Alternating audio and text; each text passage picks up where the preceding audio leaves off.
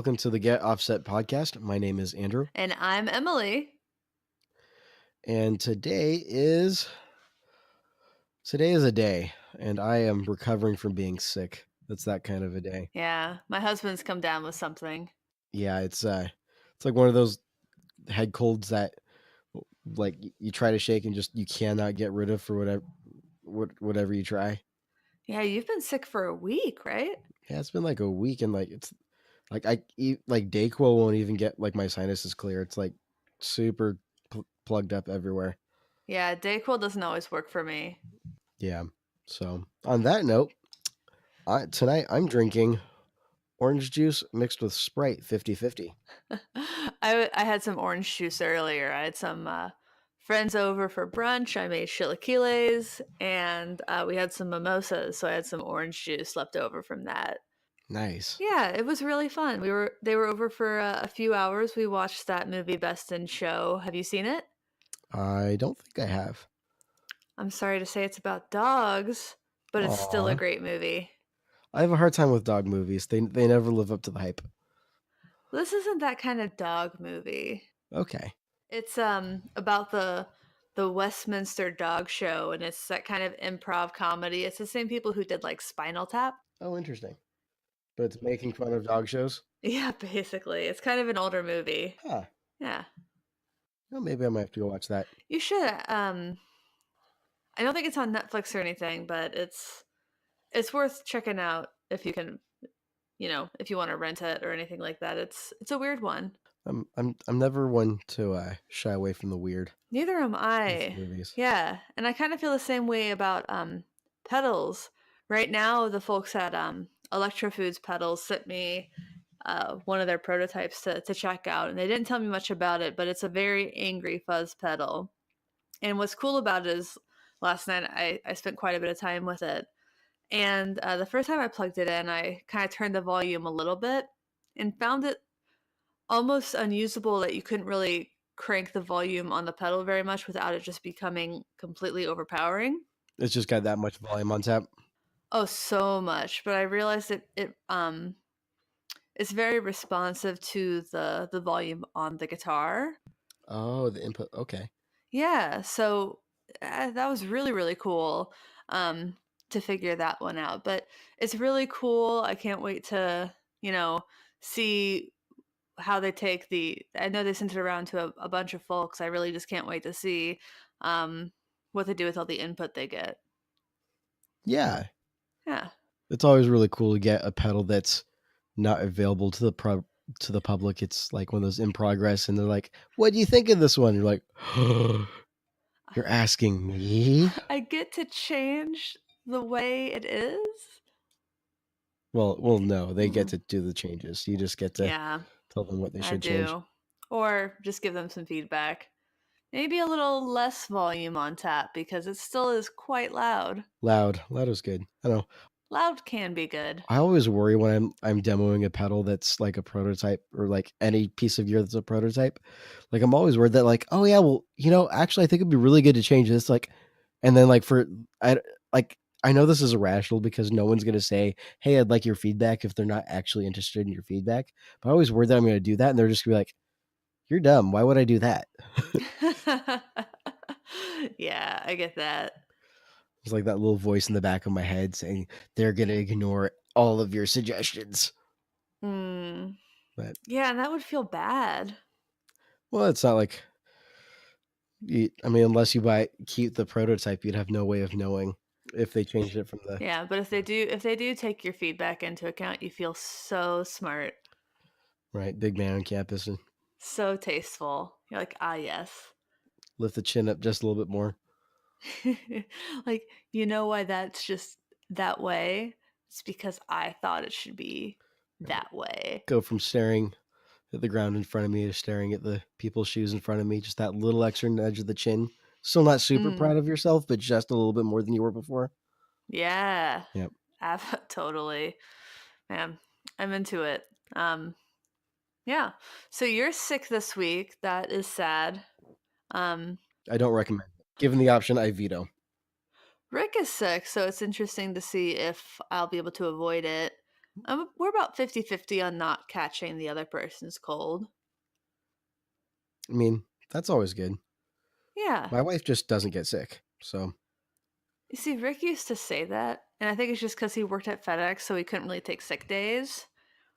And he would never think of like not going into work because he had like a cough or a stuffy nose. Like the only time I remember him really not going into work at FedEx was when he was like actually like had a stomach cold or something or food poisoning because you can't right. really, yeah, you can't really do anything with that.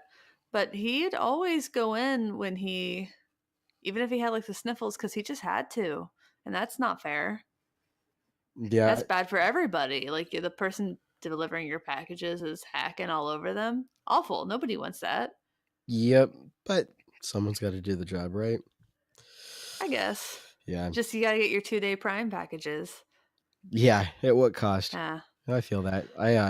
I'm not one to call out from work easily either, but part of that's because if just yeah, that's I don't know, my workplace right now. The culture is more of AI. Unless you're like dying, don't call out sick because there's real it impacts everybody else if one person doesn't Hmm. show up. Yeah, I feel lucky that isn't really my situation. And working from home, if my boss just really cares like are you getting the work done because otherwise he doesn't really care when you do it as long as you're not missing like client calls, so that's a relief. But I think it was this year was the first time in a few years I took a sick day and actually just slept all day, and I was shocked when like the next day I felt so much better just from one day of actually legitimately resting. Yeah. Yeah. But is this a guitar podcast or is this a personal health and politics podcast? Oh, we didn't even get into politics. What are you talking Oh about? yeah, you're right, you're right, you're right. Well, I just the idea that people should have sick days. Oh, is that a political thing or a human rights thing? Although I guess those two Man, get mixed up a lot s- lately. Eh, some people get really like defensive one on either end of that spectrum of whether or not people should get sick days. anyways, Anyways, well, anyways, let's talk about sick pedals. let's talk about sick pedals, but first, let's talk about a sick community. Oh gosh, that sounded bad. Well, you got to say it like, let's talk about a sick community, dude. You're from California, you get it. I'm from the Midwest. I don't have that kind of slang, dude.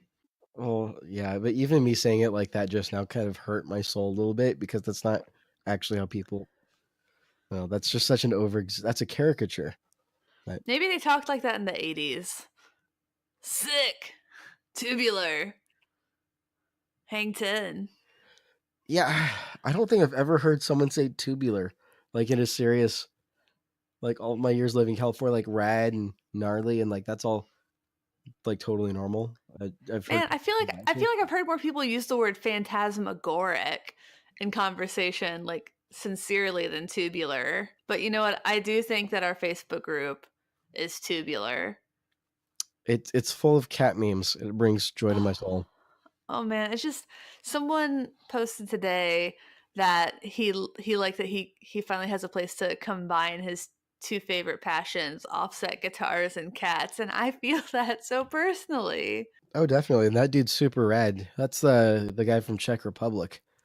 Rom? And yeah, Yeah. and I've enjoyed all of the time I've spent in Czech Republic. So thank you for listening to the podcast, dude. And I hope like you, that guy. yeah, I laughed so hard today he posted that thing with the cat and the ice skating. yeah. I found the page that got posted from it. It's it's a whole page of just like Portly cats. portly cats photoshopped onto other images and videos. It's They great. have like a fat cat calendar. What if we did a calendar that was just fat cats playing offsets? That could be exciting. Maybe Chad Jennings could help us with that. That could Just be get some exciting. good, yeah, just get some good outlines, some transparent PNGs of those Jennings guitars, and then just put them on Chubby Kitties. Speaking of Chad, that was a heck of a lot of fun to record that episode with him. He's a super cool dude. Oh, that Christmas episode. If you all haven't listened to that Christmas episode because it dropped on Christmas, um, Please do. It was so fun. He's just such a great guy and so funny. And if you did listen to that episode, let us know what you think on our tubular community. Yeah, our Facebook page, our Facebook group, the Get Offset It's a group. podcast. We have a group, we have a page, and then the other big one is the Instagram at Get Offset. Definitely shoot us some comments. If it's particularly funny, we'll give you a shout out on the show. Yeah, I don't know if you saw last night, Andrew, I posted a video to the story of me playing just a little bit of Prince, and then I asked people what their favorite Prince riff was to play, and people were messaging me, and it was really nice. Aw, Yeah, I was people too love Prince. I was too sick to notice. I'm sorry. It's okay. It wasn't impressive. Um, I'm sorry. Speaking of Chad, is he sponsoring today's show? I believe so. I believe he is. How nice of him to do that. Yeah, he's a rad dude. Yeah. Really appreciate that. Yeah, me too. Yeah, he makes great guitars, Jennings Guitar Company. Again, listen to his podcast. Follow him on the Instagram. And check out his website. His website is just flat out gorgeous. Oh, and just so many gorgeous guitars. So, also for all of you church players out there, he does do a worship leader discount for those of you who play actively at a church. So, Is that public knowledge? he makes it pretty public, I Good. guess. I mean, we can double check with him that he's okay with that being publicly announced. I feel like if he's announced it to groups with like 30,000 people on it, then I feel like that's might as well be public. Might as well be public on our podcast with a few hundred listeners. I think we're pretty safe. So if you're listening, you're a worship leader and you're in the market for a custom, uh, definitely check out Chad. He does some great work. His Yeah, price point, a normal price point, is already very approaching fair. incredibly fair. I would, Actually, I think it's a little unfair. I think they should be more expensive. I think yeah, I completely agree with you. Yeah. Um, he prices with the musician in mind, and then if you're a worship player on top of that, that's just the extra Yeah. step of how could you not? I mean, if you thought that you could not afford a custom guitar, but but you can afford an American-made like Fender guitar, you can afford one of his guitars. Yep, Be exactly what you want it to be. We recommend putting Lambertone pickups in them, but that's just us. we are a little biased. A little biased, a little I nerdy. say as I stare at my cremas. Yes. But I cut you off earlier, Andrew. You said, speaking of weird pedals, and I'm just now remembering that, and I'm super intrigued because I love weird pedals. I'm a fan. So I guess that brings us to the topic for the day, and I'm going to launch it by making a bold statement, and we're going to hopefully convince you of that by the end of this podcast. My hope is that if you hear what I'm about to say and you think to yourself, that dude is crazy. He's hopped up on way too much NyQuil, really just needs to go to sleep because he's talking crazy talk. Oh, come here, kitty cat. Come here. If that's what you're thinking in a moment, I want to be able to change your mind by the end of this episode. So here we go. Drum roll. If you're listening, please do a drum roll. That'd make me very happy. I'm not going to do a drum roll because people would hear it and it would be awful. I'm sorry. Go ahead. You, as a guitar player, should always, at any point in time, have an unusable pedal on your pedal board for when you are practicing. If not, what if nothing else when you're practicing, I think it'd be especially fun if you brought it with you on stage. But the idea is have an unusable something that is super wacky, something you're like, why? What would I ever do with this? And the reason for that is because if you've got something on your board that challenges you, you're not quite sure what to do with, take the time to noodle with it and play around with it. And I think that'll stretch you as a player. And as much as I want to pretend like I'm a great guitar player, I know I'm not. Um, and as much as I like to say that I know a lot about effects, I don't know as much as I like to know. And one of the things that I think is really important is learning how to use all these different effects and trying to innovate in that way. I think it's just a really great way to stretch you as a player. I really agree. And I'm curious um, what your current, quote, unusable pedal is. Well, so the funny thing is so what I would so what I'm gonna choose out of my budding collection is gonna be my Earthquaker Devices Data Corruptor. The Ooh. reason why I choose that one is because it's strange, and I've heard so many people say, like when they see it on my board, say, "Well, what would you even use that for?" And I'm like, "Well, honestly, I don't know." Like when I first got the pedal, I had vague ideas. I know I wanted to use it for bass because at that point I was playing bass in a church band. We were doing a lot of like synth pop kind of upbeat stuff. So we just wanted to do like this really hip and kind of like woo. And even in that application, it was just so strange. And my worship leader had to tell me, he's like, "Yeah, maybe just stick to the regular fuzz pedal, um, because it's just so wacky." It's if you're not familiar with the data corruptor, it's a PLL monophonic synth engine, and so it's got three different voicings on it. It's got your square wave fuzz, which is just the super velcro-y, disgustingly amazing fuzz, and it's just you've just got one button for fuzz. That's it. There's no other controls. And then you've got an upper, or you've got two. I think it's two oscillators. So you've basically got an upper and a lower, and it's all monophonic, and it's just the sounds you can get out of it is just out of this world. Um, and I've had that now for about a little over a year, and I'm finally at the point where like, wow, like here's some things I like to do with it.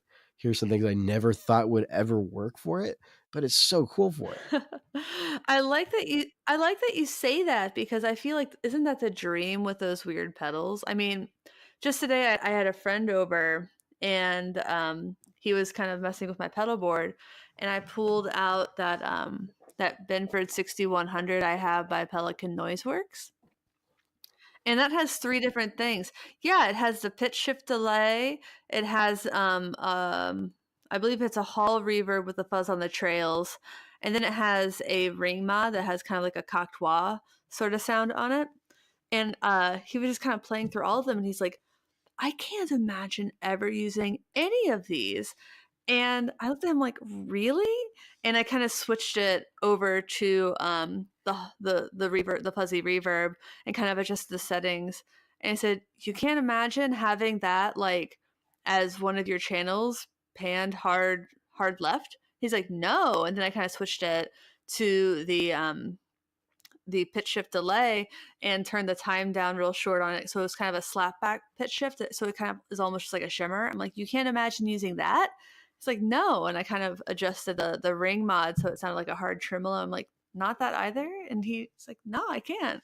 I'm like, wow, man, I mean, that's so sad. I mean, I've had time to screw around with it, and he hasn't, but I'm like, "Man, that's just, like, the fun stuff for me is, like, finding those weird kind of noises and then sort of, um, adjusting them to kinda suit, like, whatever's happening in my brain." Well, I mean, there's that. I don't know. I feel like it's just like a good mind exercise. Like, are there unusable pedals? Yes. Unusable. Someone's gonna Is figure out someone what's going to figure exactly, out what someone's to gonna yeah. Someone's gonna figure something out, and then everybody's gonna like, "Whoa, hang on a second, what did he just do?" Or she. Like, I was having a conversation with, someone about pedals and sometimes I feel like even the weird ones when they get demoed, the people who are doing the demos just know exactly how weird they are so they kind of push the boundaries of the weirdness. But I Right. feel like things like so Dwarfcraft is famous. Dwarfcraft devices based out of Wisconsin, Eau Claire, Wisconsin. I just love their pedals. It's some of my favorite stuff because it's just so weird. Like they have this pedal that's two tremolos in one, which I just think is the coolest idea. It's called the Twin Stags. And they have one that I have on it's on my main board. It's the Grazer.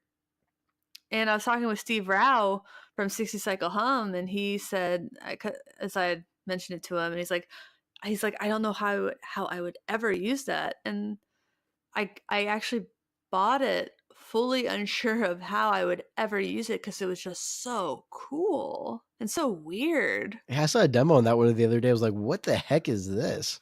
Yeah, you should come over and check it out sometime because it is so fun. That little grab feature. Oh, and you can randomize it and you can have the expression pedal attached to it. It's so I inventive. don't even know what it is, to be quite frankly honest. I Explain to me, what does it do?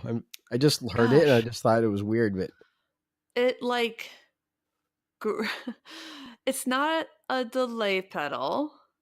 It's not a polyphonic pitch shifting kind of pedal.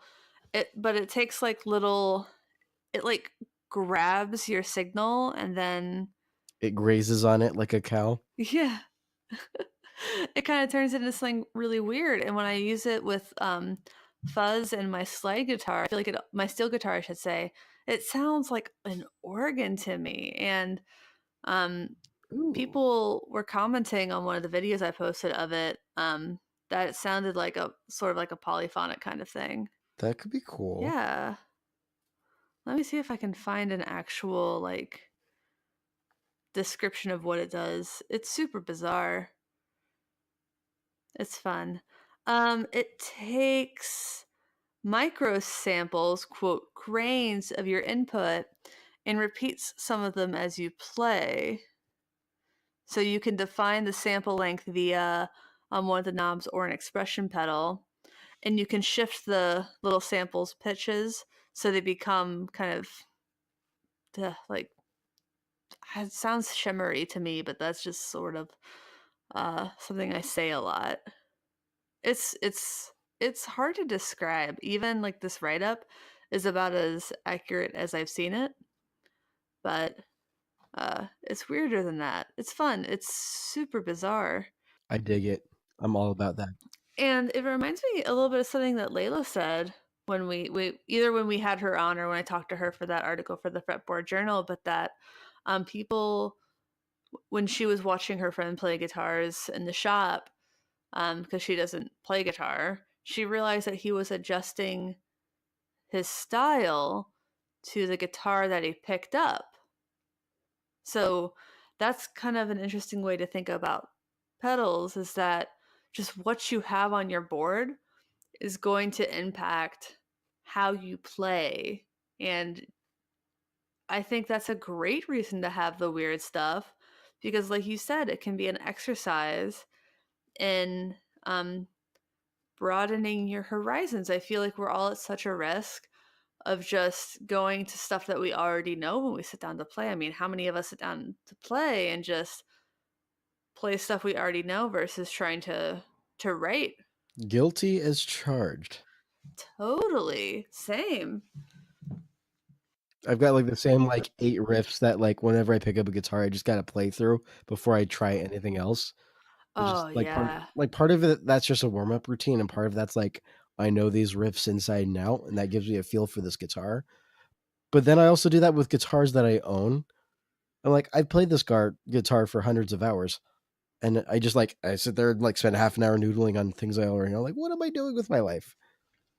You're just doing you're going with what you know. And like there's nothing wrong with that, but like expanding past that, I Right. think that that's essential. Like that's just essential for growth because you had to grow to learn that stuff that you already know. Like at what point do you stop like adding to your arsenal? Well, there's that. I don't know. I feel like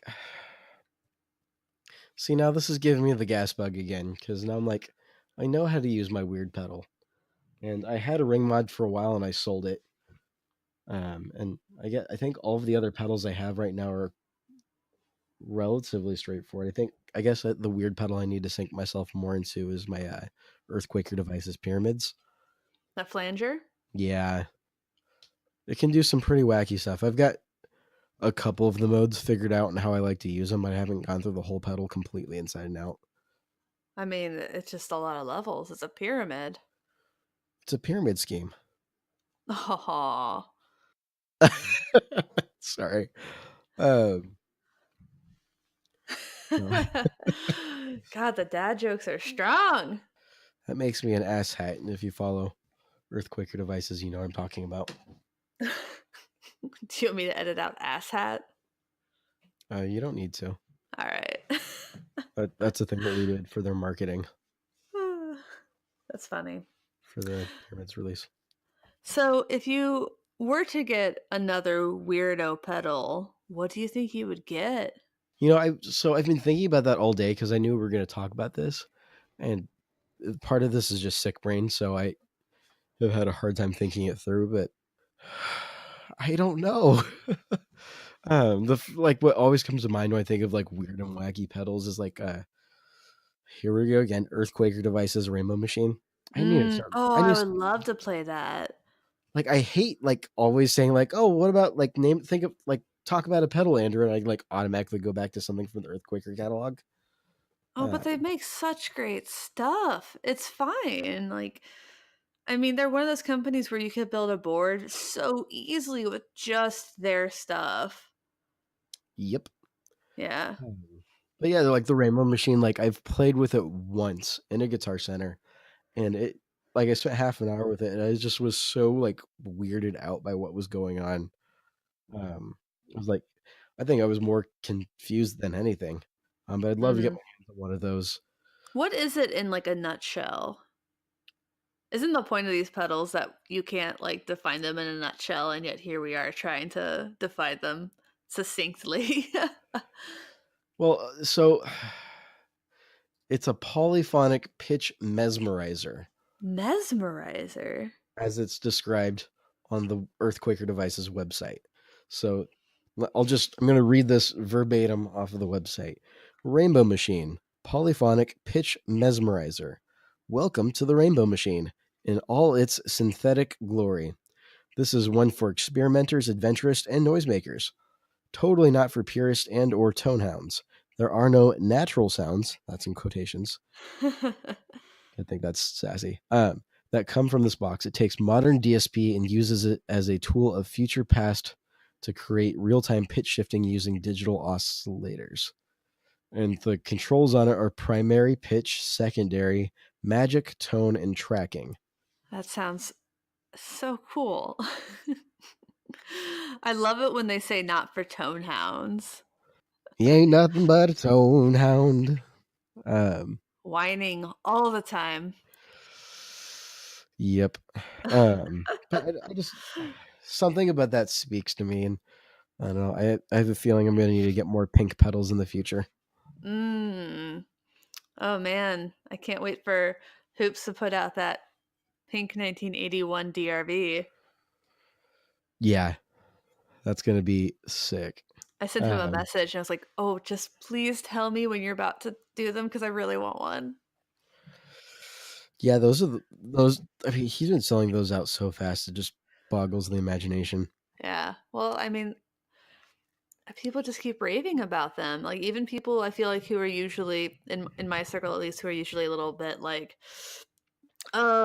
marketing, even they are like it's great. He, did his homework and put a lot of research into it. Yep. Yeah. Though my rule I think this year is I'm going to try to not buy any new reverb, but yeah, we'll see how that goes. All right, so I've got a non-earthquaker devices one. Before I ask you the same question, I'm gonna have to go with the Chaseless Audio Thermae. Ooh. Are you familiar with that one? The Thermae. Is that an envelope filter? No. Oh. What is it then? So, how do I explain this?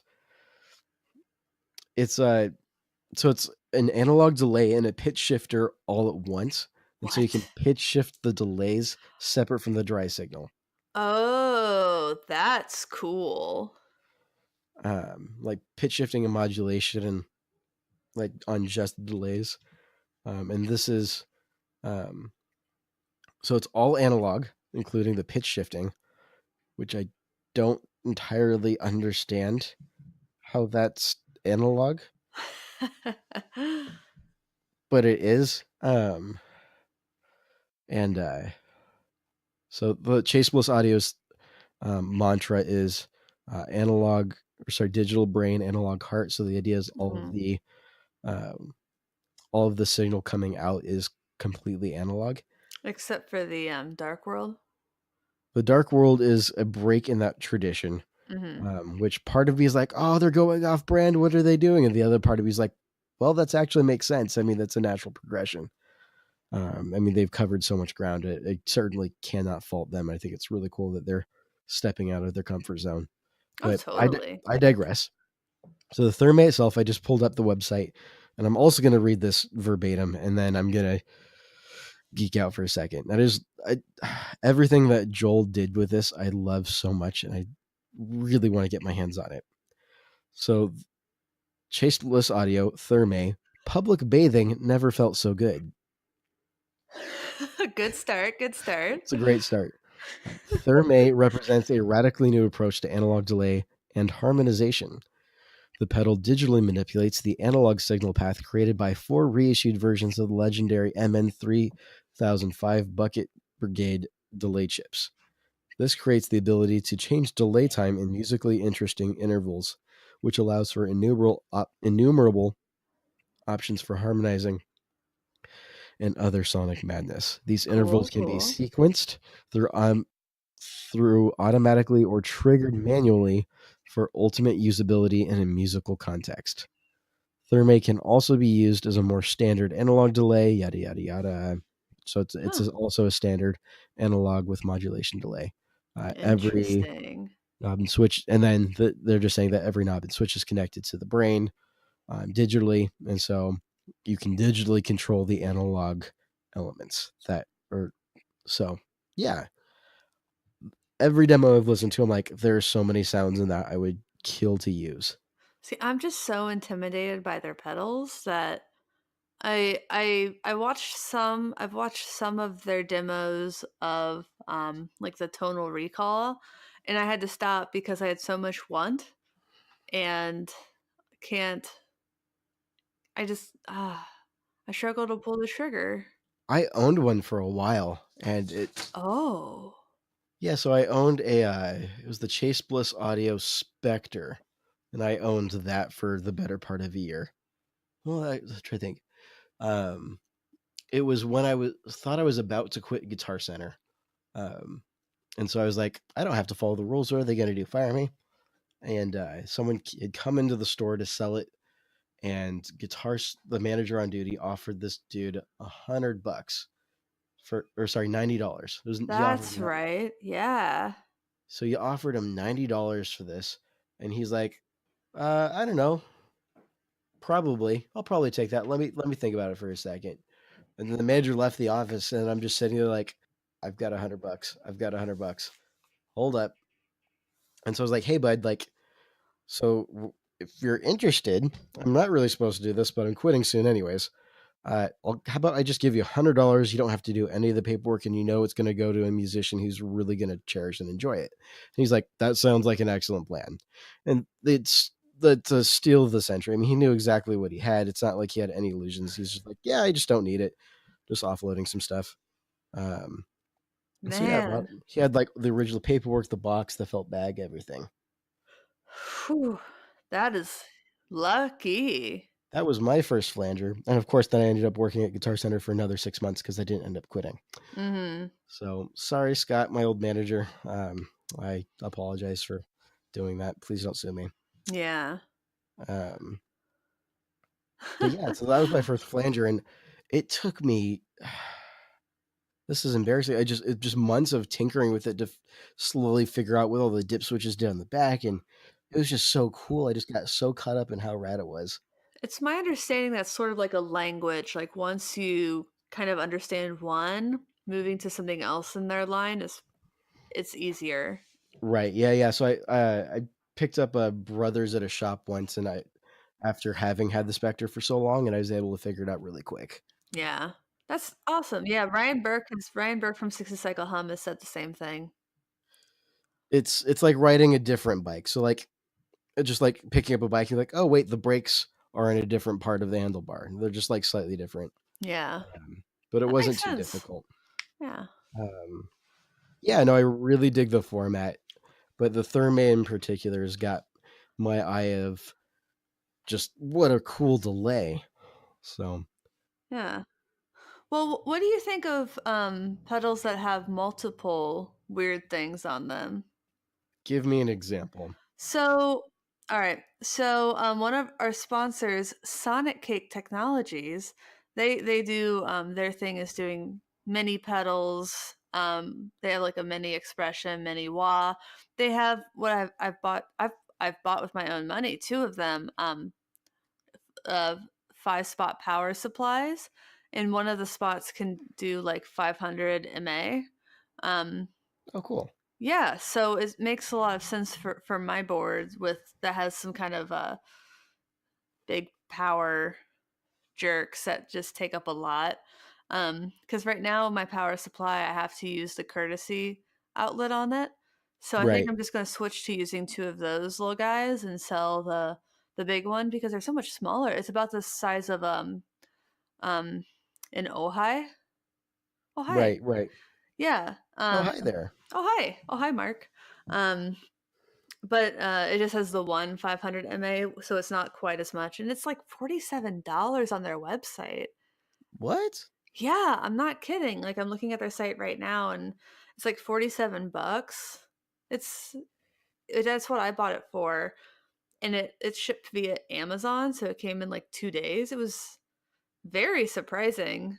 But to get back to the topic, sorry, I didn't really mean to didn't mean to just go on a tangent about the Sonic Cake Technologies, that's soniccake.com, or maybe Sonic Ake,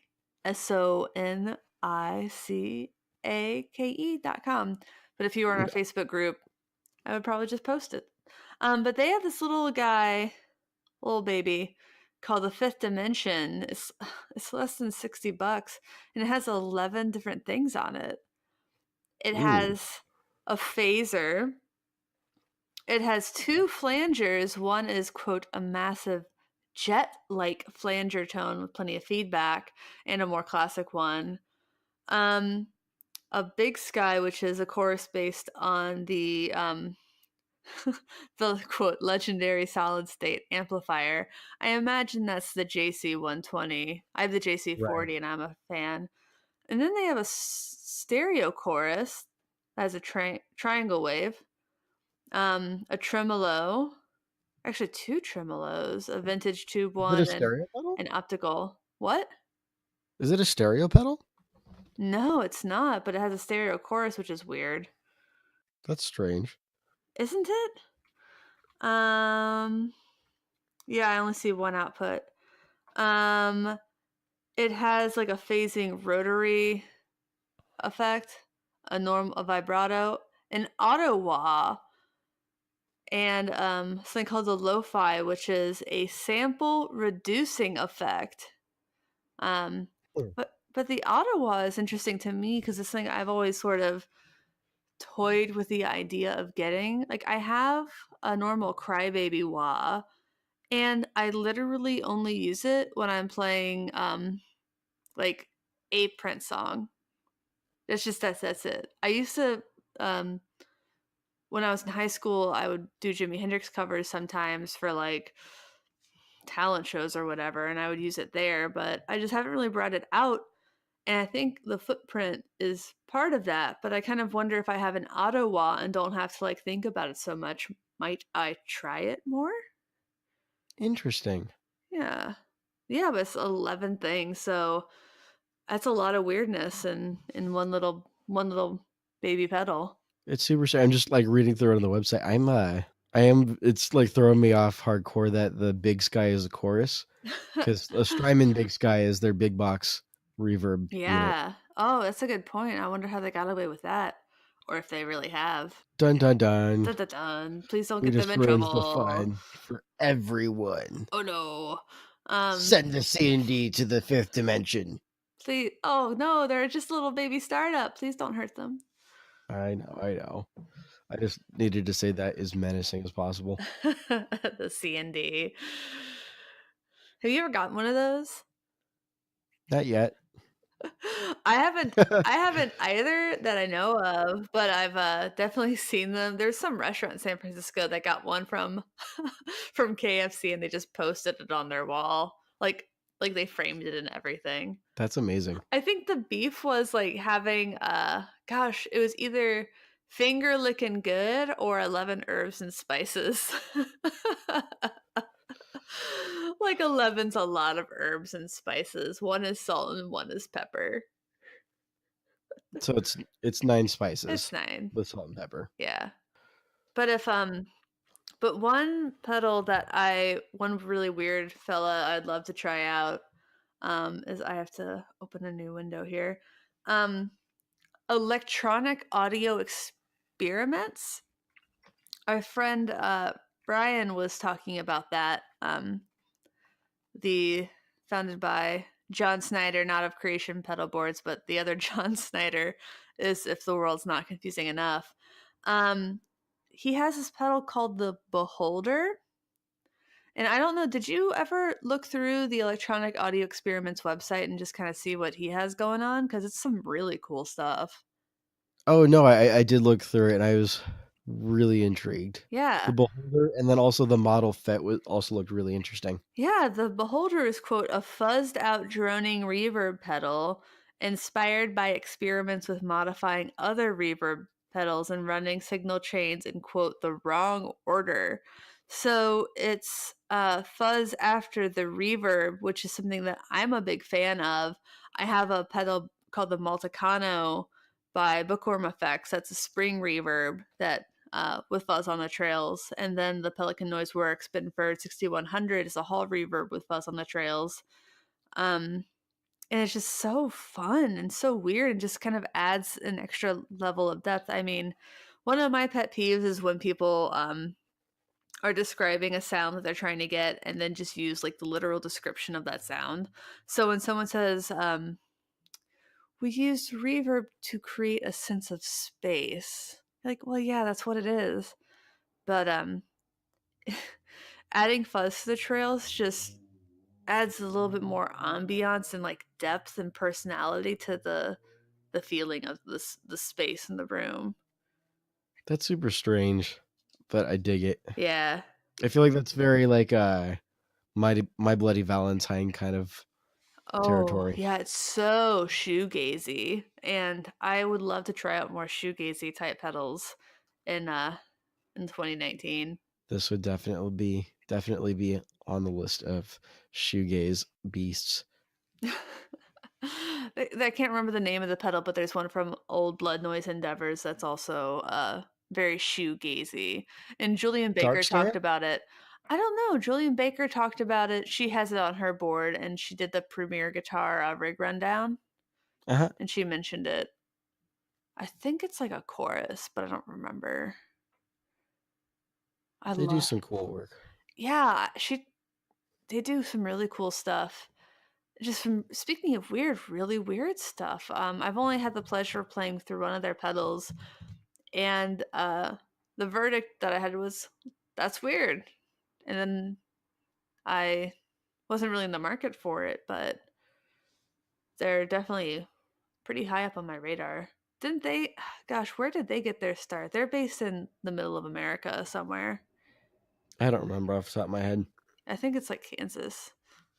No, all I remember not all I remember. So when I think of, that company, I think of the Dark Start because I saw someone using like, busking in Los Angeles, and they were playing off, like, a little 3-pedal board. It was, they're like a Strat, and it was a Behringer Overdrive.